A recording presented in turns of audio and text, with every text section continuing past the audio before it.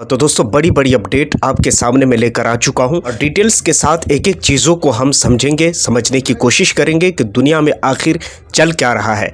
देखिए, हमारा इंडिया ख़ास तौर पर इस वक्त पूरी तरह से मैं समझता हूं ट्रेंडिंग पर है। खासकर इस वक्त पूरी दुनिया के अंदर में सियासी भूचाल आया हुआ है कि सियासी तौर पर अगर आप देखेंगे तो पूरी दुनिया के अंदर में भारत अभी ट्रेंडिंग टॉपिक पर बना हुआ है। उसी के साथ अगर बात करें यूएसए की, तो यूएसए के अंदर क्या चल रहा है, क्या कुछ हो रहा है अंदरूनी तौर पर, तमाम चीज़ों को लेकर बात करेंगे। बड़ी बड़ी अपडेट, बड़ी बड़ी खबरें इस वीडियो में। लेकिन सबसे पहले अगर वीडियो को पहली बार अगर देख रहे हैं, मुझे देख रहे हैं, युवा न्यूज़ को देख रहे हैं, तो सबसे पहले आप चाहें तो सब्सक्राइब कर सकते हैं इसी तरह की इंटरेस्टिंग खबरों के लिए।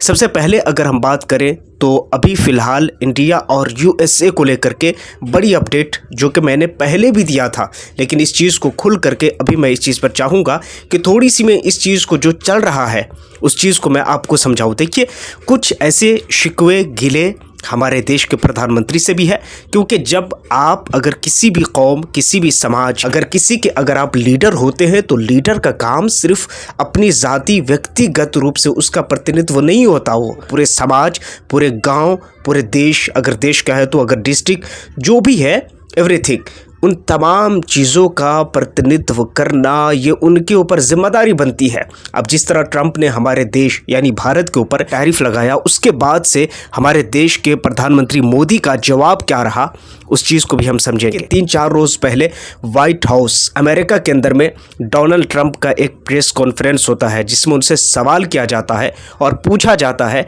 कि भारत के रिश्ते को, संबंध को आप कैसे देखते हैं। उसके जवाब में ट्रंप ने कहा था कि प्रधानमंत्री मोदी से हमारी दोस्ती है और हम उससे अच्छी दोस्ती बनाए रखना चाहते हैं। इसके जवाब में प्रधानमंत्री मोदी ने ट्वीट करते हुए ये जवाब दिया। बहुत मैं उस चीज़ के लिए आभार हूँ ट्रंप का, उसका वो तहे दिल से सम्मान करते हैं उस स्टेटमेंट का। देखिए, सबसे पहली बात यह है, अगर आप देखेंगे ट्रंप के सवाल को तो वहाँ सवाल ये हो रहा है कि आप भारत को कैसे देखते हैं, लेकिन जवाब क्या मिल रहा है कि हम प्रधानमंत्री मोदी से उनसे हमारी दोस्ती है और हमेशा रहेगी। लेकिन इधर से जो जवाब दिया जा रहा है वो भी व्यक्तिगत रूप से दिया जा रहा है।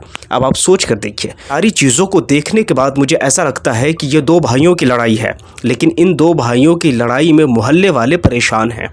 मेरा मतलब आप समझ रहे हैं। चलिए मैं अच्छे से इस चीज़ का एक्सप्लेन करता हूँ। देखिए, सबसे पहली बात यह है कि प्रधानमंत्री मोदी किसी एक फैमिली का हिस्सा नहीं है, बल्कि वह इस देश का प्रधानमंत्री है, वह इस देश का हिस्सा है, वह इस देश का प्रधानमंत्री है। पूरे देश को वो रिप्रेजेंट करते हैं हर जगह, दुनिया में कहीं भी जाते हैं। तो जब इस तरह की बात आती है तो आप खुद अंदाज़ा लगाइए कि प्रधानमंत्री मोदी से दोस्ती ख़त्म नहीं हो सकती है, लेकिन भारत के लोगों पर 25 नहीं बल्कि 50% का टैरिफ लगाकर पूरे भारत के लोगों को, लाखों रोज़गार को, लाखों ऐसे कारोबार को इफ़ेक्ट कर देना और फिर ये कहना कि भारत के प्रधानमंत्री मोदी से हमारी दोस्ती कभी ख़त्म नहीं होगी।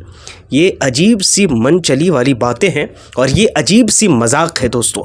और यकीन मानिए मेरा, प्रधानमंत्री मोदी ने जिस तरह जवाब दिया उस तरह से ये लगता है कि ये दो भाइयों का कोई झगड़ा है। हालांकि मैं आपको बता दूं कि ट्रंप की इस टैरिफ की वजह से भारत को इतने नुकसान सहने पड़े हैं कि आप इसी से अंदाज़ा लगा लीजिए कि फाइनेंस मिनिस्टर निर्मला सीतारमण इसने आकर के और प्रेस कॉन्फ्रेंस की और उस प्रेस कॉन्फ्रेंस के अंदर में जीएसटी का जो रेट है उसको पूरी तरह से चेंज कर दिया। अब आप सोच सकते हैं कि कितनी बड़ी बदलाव आई है। इस चीज़ को मैनेज करने के लिए उसने जीएसटी का रेट कट कर दिया और बहुत सारी चीज़ों पर चढ़ाव उतराव, अप एंड डाउन कर दिया है।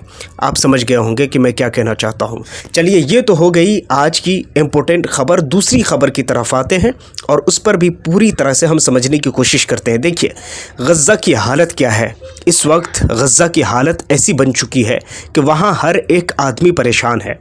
10 लाख लोग वहाँ रहते थे, जहां इस वक्त सबसे बड़े टावर को फिर से इजराइल की सेना की तरफ ध्वस्त कर दिया गया है। इजराइल की सेना ने, आईडीएफ ने खुद इस बात का इकरार किया है, माना है कि हाँ, वहां पर 10 लाख लोग रहते थे। हमने उन तमाम लोगों को वहां से जाने के लिए मजबूर किया, हमला किया और उस टावर को ध्वस्त कर दिया है।